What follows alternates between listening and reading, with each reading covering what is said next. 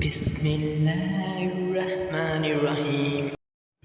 ابو بکر بن ابی شیبہ نیز محمد بن مثنی اور ابن بشار نے کہا ہم سے محمد بن جعفر یعنی غندر نے شعبہ سے حدیث بیان کی، انہوں نے منصور سے، انہوں نے ربیعی بن حراج سے روایت کی کہ انہوں نے حضرت علی رضی اللہ عنہ سے سنا، جب وہ خطبہ دے رہے تھے کہا رسول اللہ صلی اللہ علیہ وآلہ وسلم نے فرمایا مجھ پر جھوٹ نہ بولو، بلا شبہ جس نے مجھ پر جھوٹ بولا وہ جہنم میں داخل ہوگا۔ صحیح مسلم حدیث نمبر 2۔ حضرت انس بن مالک رضی اللہ عنہ سے روایت ہے، کہا مجھے تمہارے سامنے زیادہ احادیث بیان کرنے سے یہ بات روکتی ہے کہ رسول اللہ صلی اللہ علیہ وآلہ وسلم نے فرمایا جس نے عمدن مجھ پر جھوٹ بولا وہ آگ میں اپنا ٹھکانہ بنا لے۔ صحیح مسلم حدیث نمبر 3۔ حضرت ابو ہریرہ رضی اللہ عنہ سے روایت ہے، کہا رسول اللہ صلی اللہ علیہ وآلہ وسلم نے فرمایا جس نے عمدن مجھ پر جھوٹ بولا وہ آگ میں اپنا ٹھکانہ بنا لے۔ صحیح مسلم حدیث۔ سعید بن عبید نے کہا ہمیں علی بن ربیہ والبی نے حدیث بیان کی، کہا میں مسجد میں آیا اور اس وقت حضرت مغیرہ بن شعبہ رضی اللہ عنہ کوفہ کے امیر یعنی گورنر تھے۔ مغیرہ نے کہا میں نے رسول اللہ صلی اللہ علیہ وآلہ وسلم سے سنا، آپ فرما رہے تھے مجھ پر جھوٹ بولنا اس طرح نہیں جیسے میرے علاوہ کسی ایک عام آدمی پر جھوٹ بولنا ہے، جس نے جان بوجھ کر مجھ پر جھوٹ بولا وہ جہنم میں اپنا ٹھکانہ بنا لے۔ صحیح مسلم حدیث نمبر 5۔ محمد بن قیس اسدی نے علی بن ربیہ اسدی سے، انہوں نے حضرت مغیرہ بن شعبہ رضی اللہ عنہ سے، انہوں نے نبی صلی اللہ علیہ وآلہ وسلم سے اسی طرح روایت کی، لیکن بلا شبہ مجھ پر جھوٹ بولنا اس طرح نہیں جیسے کسی ایک عام آدمی پر جھوٹ بولنا ہے کا جملہ بیان نہیں کیا۔ صحیح مسلم حدیث نمبر 6۔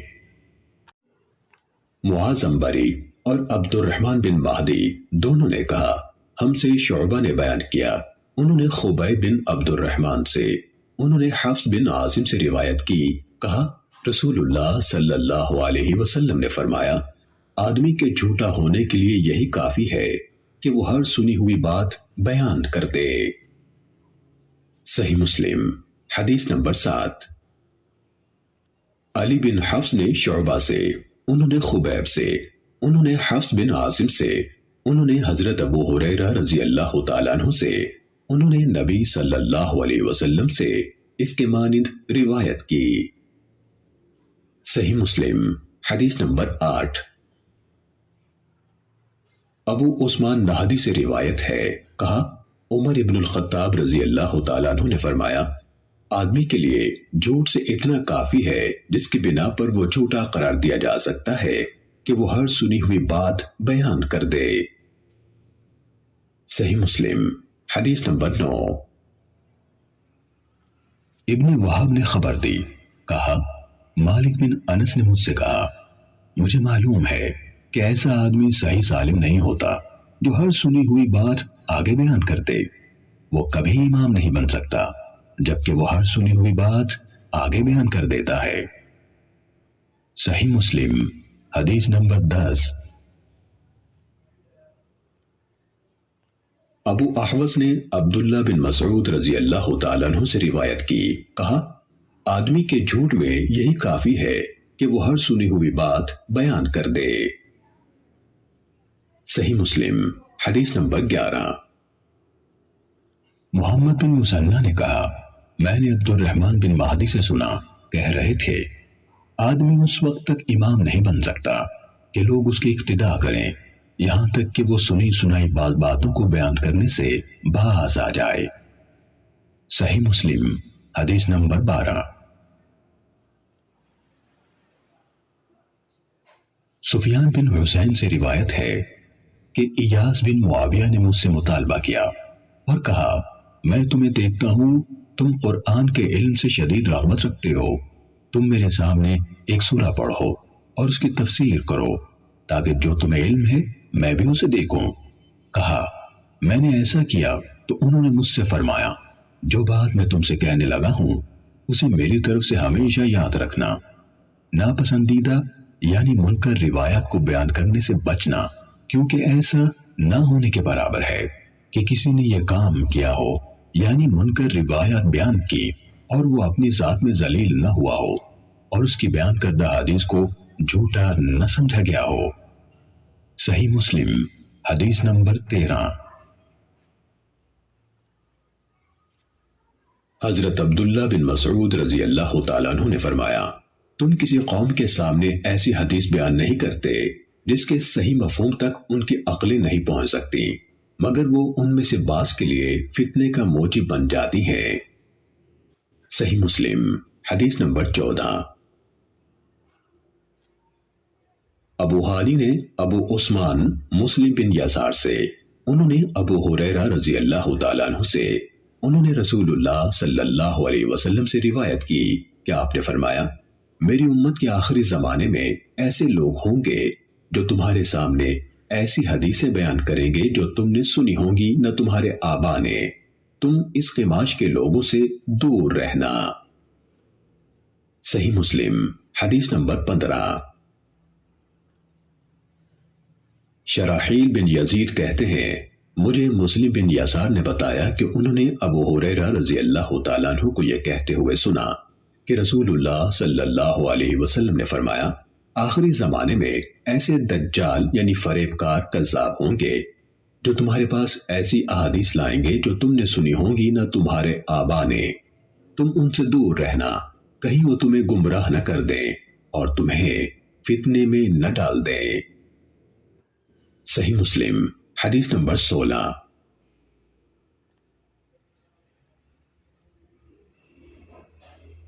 عامر بن عبدہ سے روایت ہے کہا حضرت عبداللہ بن مسعود رضی اللہ تعالیٰ عنہ نے فرمایا بلا شبہ شیطان کسی آدمی کی شکل اختیار کرتا ہے، پھر لوگوں کے پاس آتا ہے اور انہیں جھوٹ پر مبنی کوئی حدیث سناتا ہے، پھر وہ بکھر جاتے ہیں۔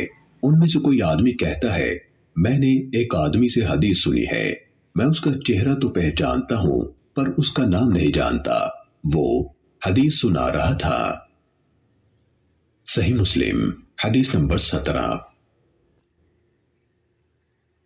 طاؤس نے حضرت عبداللہ بن عمر بن العاص رضی اللہ تعالیٰ عنہما سے روایت کی، کہا سمندر کی تہ میں بہت سے شیطان قید ہیں جنہیں حضرت سلیمان علیہ السلام نے باندھا تھا، وقت آ رہا ہے کہ وہ نکلیں گے اور لوگوں کے سامنے قرآن پڑھیں گے۔ صحیح مسلم حدیث نمبر 18۔ ہشام بن حجیر نے طاؤس سے روایت کی، کہا یہ یعنی ان کی مراد بشیر بن کعب سے تھی، حضرت ابن عباس رضی اللہ تعالیٰ عنہما کے پاس آیا اور انہیں حدیثیں سنانے لگا۔ ابن عباس رضی اللہ تعالیٰ عنہما نے اس سے کہا فلاں فلاں حدیث دہراؤ، اس نے دہرا دی، پھر ان کے سامنے احادیث بیان کی۔ انہوں نے اس سے کہا فلاں حدیث دوبارہ سناؤ، اس نے ان کے سامنے دہرا دی۔ پھر آپ سے عرض کی میں نہیں جانتا کہ آپ نے میری بیان کی ہوئی ساری احادیث پہچان لی ہیں اور اس حدیث کو منکر جانا ہے یا سب کو منکر جانا ہے اور اسے پہچان لیا ہے۔ حضرت ابن عباس رضی اللہ تعالیٰ عنہما نے اس سے کہا جب آپ صلی اللہ علیہ وسلم پر جھوٹ نہیں بولا جاتا تھا ہم رسول اللہ صلی اللہ علیہ وسلم سے احادیث بیان کرتے تھے، پھر جب لوگ ہر مشکل اور آسان سواری پر سوار ہونے لگے یعنی بلا تمیز صحیح و ضعیف روایت بیان کرنے لگے تو ہم نے براہ راست آپ صلی اللہ علیہ وسلم سے حدیث بیان کرنا ترک کر دیا۔ صحیح مسلم حدیث نمبر 19۔ محمد بن رافع، عبد الرزاق ابن طاؤس کے بیٹے نے اپنے والد طاؤس سے، انہوں نے حضرت ابن عباس رضی اللہ عنہما سے روایت کی، انہوں نے کہا ہم رسول اللہ صلی اللہ علیہ وآلہ وسلم کی احادیث حفظ کرتے تھے اور رسول اللہ صلی اللہ علیہ وآلہ وسلم سے مروی حدیث کی حفاظت کی جاتی تھی، مگر جب سے تم لوگوں نے بغیر تمیز کے ہر مشکل اور آسان پر سواری شروع کر دی تو یہ معاملہ دور ہو گیا یعنی یہ بعید ہو گیا کہ ہماری طرح کے محتاط لوگ اس طرح بیان کردہ احادیث کو قبول کریں پھر یاد رکھیں۔ صحیح مسلم حدیث نمبر 20۔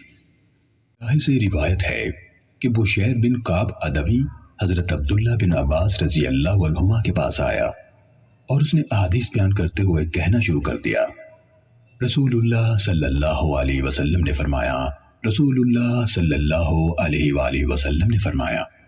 حضرت ابن عباس رضی اللہ عنہما نے یہ رویہ رکھا کہ نہ اس کو دھیان سے سنتے تھے نہ اس کی طرف دیکھتے تھے۔ وہ کہنے لگا، اے ابن عباس، میرے ساتھ کیا معاملہ ہے؟ مجھے نظر نہیں آتا کہ آپ میری بیان کردہ حدیث سن رہے ہیں۔ میں آپ کو رسول اللہ صلی اللہ علیہ وآلہ وسلم سے حدیث سنا رہا ہوں اور آپ سنتے ہی نہیں۔ حضرت ابن عباس رضی اللہ عنہ نے فرمایا، ایک وقت ایسا تھا کہ جب ہم کسی کو یہ کہتے سنتے، رسول اللہ صلی اللہ علیہ وسلم نے فرمایا، تو ہماری نظریں فوراً اس کی طرف اڑ جاتی اور ہم کان لگا کر غور سے اس کی بات سنتے۔ پھر جب لوگوں نے بلا تمیز ہر مشکل اور آسان پر سواری شروع کر دی تو ہم نے لوگوں سے کوئی حدیث قبول نہ کی سوائے اس حدیث کے جسے ہم جانتے تھے۔ صحیح مسلم حدیث نمبر 21۔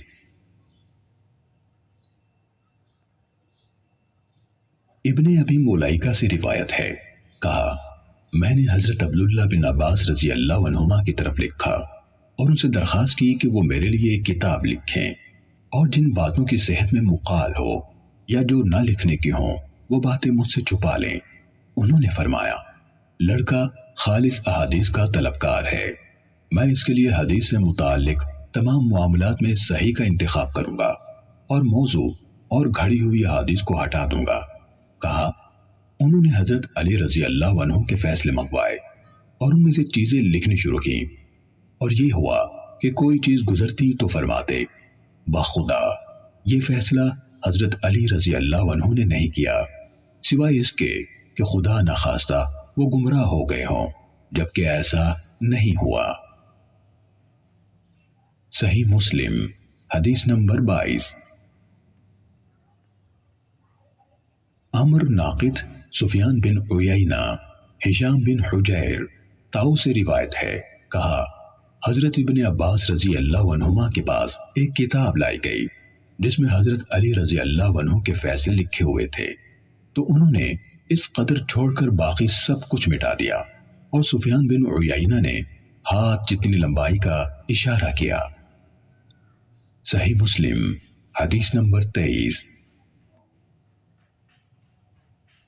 حسن بن علی حلوانی، یحییٰ بن آدم، ابن ادریس، اعمش، ابو اسحاق سے روایت ہے، کہا، جب بظاہر حضرت علی رضی اللہ عنہ کا نام لینے والے لوگوں نے حضرت علی رضی اللہ عنہ کے بعد ان کے نام پر یہ چیزیں ایجاد کر لی تو ان کے ساتھیوں میں سے ایک شخص نے کہا، اللہ ان لوگوں کو قتل کرے، انہوں نے کیسا عظیم الشان علم بگاڑ دیا۔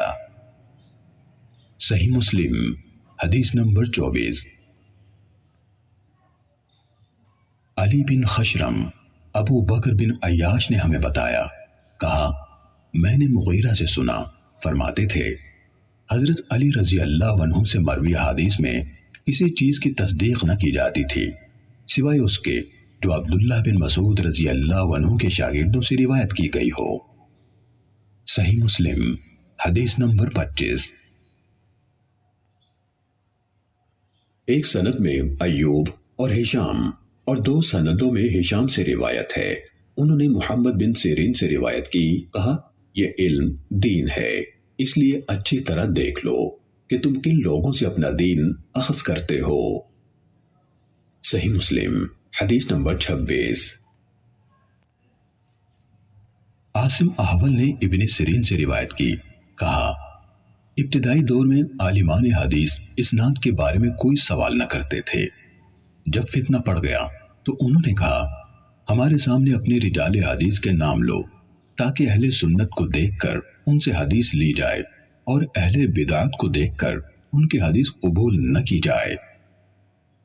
صحیح مسلم حدیث نمبر 27۔